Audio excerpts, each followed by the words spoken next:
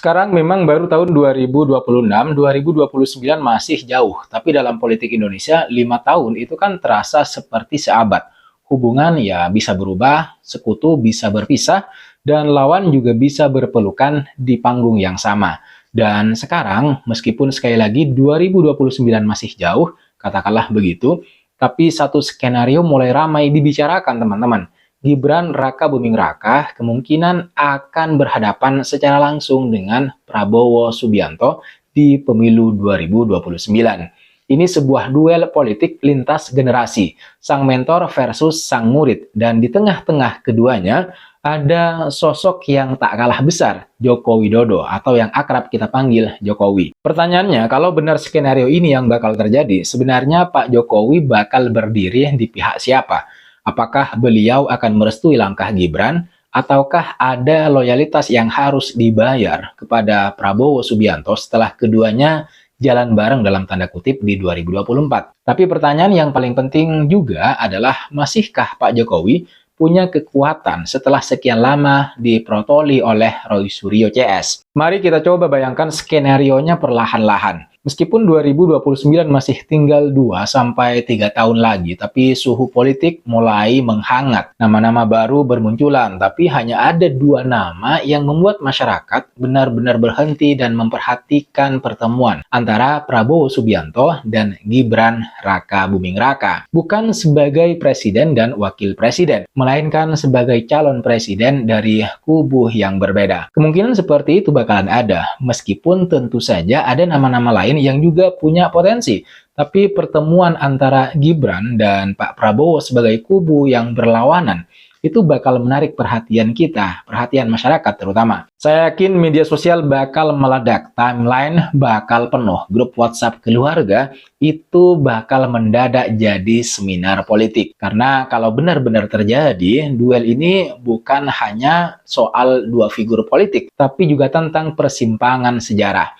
Persimpangan antara generasi lama dan generasi baru, antara loyalitas dan ambisi, antara kesinambungan dan perubahan, dan tentu saja persimpangan antara ayah dan anak. Tapi dengan ayah yang dimaksud di sini punya makna lebih luas dari sekedar hubungan keluarga. Jika demikian yang terjadi, maka di manakah sebenarnya sekali lagi posisi Pak Jokowi? Selama 2 periode menjadi presiden, Pak Jokowi menurut saya adalah figur pemimpin yang membangun reputasi dengan kerja-kerja teknokrat, pembangunan yang sangat masif dan gaya komunikasi yang membumi. Lalu ketika 2024 datang, banyak orang yang tidak menduga bahwa beliau yang dulu sering berseberangan dengan Pak Prabowo, terutama di 2 pemilu sebelumnya, malah mendukung Pak Prabowo dan memasangkan anaknya sebagai wakil presiden. Ya, bisa dibilang seperti itu. Ini adalah salah satu episode politik paling tak terduga dalam sejarah Indonesia modern. Apalagi saat ada drama bantuan dari paman di kursi Mahkamah Konstitusi yang kemudian berhasil meloloskan Gibran sebagai calon wakil presiden. Artinya hubungan antara Pak Jokowi dan Pak Prabowo minimal sampai titik itu gitu, bukan hubungan yang biasa. Mereka bekerja bersama, saling membutuhkan, dan saling menguntungkan. Pada akhirnya, setelah menunggu sekian tahun, Pak Prabowo naik juga tuh sebagai presiden. Dan saya yakin Pak Prabowo tidak bakalan berhenti hanya di 1 periode. Dia pasti menginginkan 2 periode seperti pendahulu-pendahulunya. Gibran sebagai wakil presiden tidak mungkin hanya mengangguk-angguk saja gitu ya. Kalau ada kesempatan untuk maju sebagai presiden, tentu saja saya yakin Gibran ini bakal mengambil kesempatan tersebut. Tapi pertanyaannya, kalau di 2029 Gibran mau maju sebagai calon presiden, apakah itu terjadi dalam restu Jokowi? Atau Gibran ingin terjun sendiri? Secara realistis, langkah sebesar itu hampir pasti tidak mungkin, tidak bakalan terjadi tanpa pembicaraan serius di meja makan rumah Solo yang sederhana. Apalagi Pak Jokowi bukan tipe orang yang melepaskan anaknya begitu saja ke gelanggang politik sebesar Pilpres tanpa memikirkan implikasinya. Akan tetapi kita juga tahu bahwa Gibran ini punya gaya sendiri. Kadang idealis, kadang spontan, kadang seperti ingin membuktikan bahwa dirinya bukan hanya anak presiden. Saya yakin seperti itu. Kalau ia punya ambisi untuk maju, Ya, mungkin bukan semata-mata karena dorongan sang ayah, mungkin bukan hanya itu, melainkan keinginannya sendiri untuk kemudian menandai eranya. Akan tetapi Pak Jokowi tetaplah Pak Jokowi, seorang figur besar yang punya pengaruh kuat di mata masyarakat. Pertanyaannya, apakah Pak Jokowi masih punya taji, punya kekuatan untuk mempengaruhi arah politik nasional di tahun 2029? Untuk menjawab pertanyaan tadi, pertanyaan barusan, kita harus memahami sesuatu yang fundamental,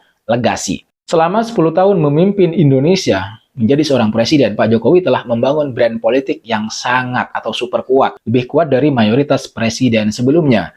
Dari pembangunan infrastruktur misalnya, transformasi digital, sampai gaya belusukan yang tidak pernah bisa ditiru oleh siapapun dengan hasil yang sama. Di mata sebagian rakyat, Pak Jokowi ini masih dianggap sebagai simbol pemimpin sederhana yang bekerja tanpa banyak retorika. Tapi apakah pengaruh itu bisa bertahan sampai tahun 2029? Jawabannya kemungkinan besar masih bertahan, tapi mungkin tidak sekuat tahun-tahun puncaknya. Politik selalu bergerak masalahnya. Setiap tahun muncul figur baru, isu baru, tantangan baru. Popularitas mantan presiden biasanya perlahan turun seiring masyarakat beralih fokus ke pemimpin yang baru. Akan tetapi, Pak Jokowi tetap punya sesuatu yang tidak dimiliki oleh banyak mantan presiden, yaitu basis pemilih loyal, citra positif, jaringan politik luas, dan kedekatan dengan media serta masyarakat. Nah, dengan modal itu, saya kira restu Pak Jokowi masih dianggap bernilai tinggi, apalagi bagi seorang kandidat muda seperti Gibran. Jadi pertanyaan berikutnya, kalau Gibran melawan Pak Prabowo, apakah Pak Jokowi akan all out mendukung anaknya? Atau apakah Pak Jokowi akan tetap menjaga hubungan harmonisnya dengan Pak Prabowo dan kemudian mengambil posisi yang lebih netral? Bayangkan dilema Pak Jokowi seperti ini. Di satu sisi ada Pak Prabowo, partner politik, presiden petahana, seseorang yang pernah beliau dukung habis-habisan untuk memastikan kelanjutan pembangunan nasional. Ada semacam hutang moral politik di sana. Di sisi lain ada Gibran, anak kandung generasi baru, penerus nama keluarga, seseorang yang ingin menunjukkan bahwa ia punya kapasitas besar di panggung nasional, termasuk juga menjadi seorang presiden. Jika keduanya harus berhadapan, bagaimana? Tentu, ini bukan keputusan yang ringan, bukan keputusan mudah. Ini bukan sekedar memilih antara dua kandidat, bukan. Tetapi memilih antara stabilitas relasi politik nasional dan harapan masa depan keluarga tentu saja. Dan apakah mungkin Pak Jokowi tidak berpihak? Secara teori iya, Pak Jokowi bisa saja mengambil posisi di tengah, mendorong keduanya untuk bertarung secara sehat tanpa intervensi langsung. Tapi secara praktik bagaimana? Hampir mustahil Pak Jokowi benar-benar netral. Masyarakat akan membaca setiap gestur, setiap kata, setiap gerakan, bahkan setiap ekspresi wajah Pak Jokowi sebagai dukungan terselubung. Kalau beliau tersenyum lebih lebar ke Gibran, itu kode kan gitu. Kalau beliau hadir dalam acara Pak Prabowo, nah ini dia dukung Prabowo gitu kan. Begitulah masyarakat Indonesia. Tapi pertanyaan yang harus dijawab terlebih dahulu, terutama menurut saya adalah, apakah Gibran akan maju dengan restu Pak Jokowi? Jawaban paling masuk akal kemungkinan besar adalah iya. Tidak mungkin tanpa restu. Pak Jokowi mungkin memberikan warning, pengingat, nasihat, atau strategi-strategi tertentu. Tapi restu tetap restu. Karena pada akhirnya, apapun langkah Gibran, itu akan selalu dikaitkan dengan nama Pak Jokowi. Namun, restu tidak otomatis berarti dukungan total. Ada skenario menarik. Skenario satu adalah ketika Pak Jokowi mendukung all-out Gibran. Di skenario ini, Pak Jokowi bakal memanfaatkan popularitasnya untuk kemudian mendorong Gibran sebagai representasi generasi baru. Ia bakal turun ke publik, muncul di berbagai acara, dan mengirimkan pesan bahwa estafet kepemimpinan harus diteruskan oleh anak-anak muda. Ini adalah skenario ayah untuk anak. Kemudian skenario yang kedua adalah Pak Jokowi mendukung tapi tidak frontal. Pak Jokowi tetap memberi restu, tetapi tidak mengambil sikap yang terbuka. Pak Jokowi bakalan menjaga hubungan baik dengan Pak Prabowo, sekaligus ya tetap merawat masa depan Gibran. Ini adalah skenario diplomatis yang paling Jokowi banget menurut saya. Selanjutnya, skenario yang ketiga, yaitu mengambil posisi netral. Sulit, tapi bukan tidak mungkin.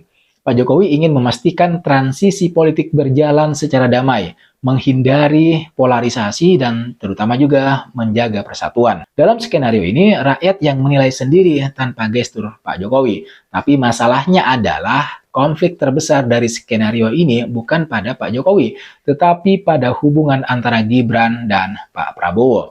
Bayangkan panggung debat misalnya. Di satu sisi Pak Prabowo senior yang berpengalaman. Di sisi yang lain Gibran anak muda yang sering tampil dengan gaya lugas. Keduanya dulu bekerja berdampingan di istana.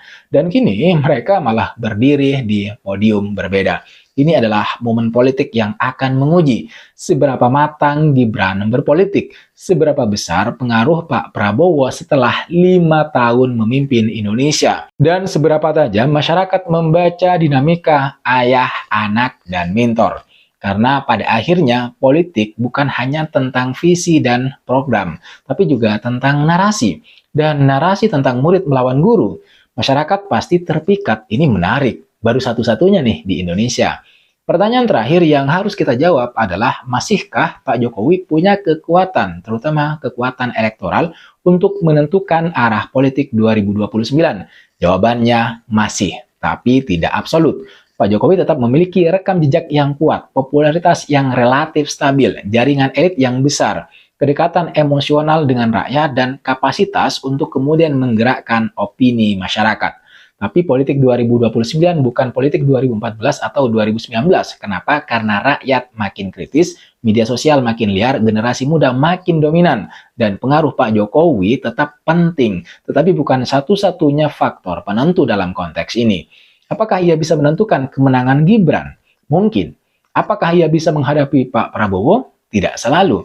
Namun satu hal yang pasti, tanpa kehadiran Pak Jokowi, kontestasi Gibran versus Pak Prabowo tidak bakalan pernah sama. Pada akhirnya cerita ini bukan tentang menang atau kalah, bukan tentang Pak Prabowo atau Gibran, bukan tentang siapa yang lebih senior atau siapa yang lebih muda. Ini adalah kisah tentang transisi generasi, tentang bagaimana politik Indonesia bergerak dari satu era ke era berikutnya, dan itu sebuah keniscayaan.